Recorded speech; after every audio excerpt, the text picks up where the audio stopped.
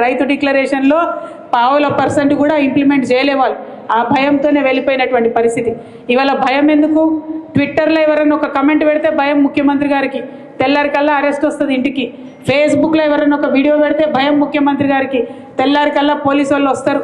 అదే క్రమంలో మా కోఆర్డినేటర్ మనోజ్ రెడ్డి గారి మీద కూడా మరి కేసులు పెట్టి పాపం తమ్ముడిని తనను 16 రోజుల పాటు వాళ్ళ కుటుంబాన్ని ఆయనను ఇబ్బంది పెట్టి జైల్లో పెట్టడం జరిగింది. మేము కూడా చూస్తూ ఉన్నాం. బీఆర్ఎస్ కూడా పింక్ బుక్ మెయింటైన్ చేయడం మొదలు పెడుతుంది.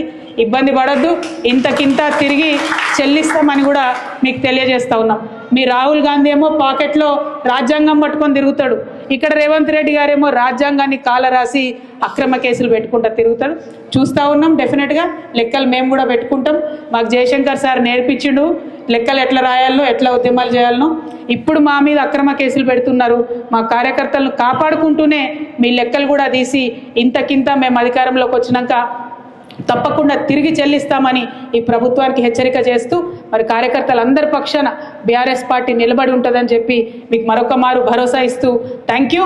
జై తెలంగాణ, జై కే.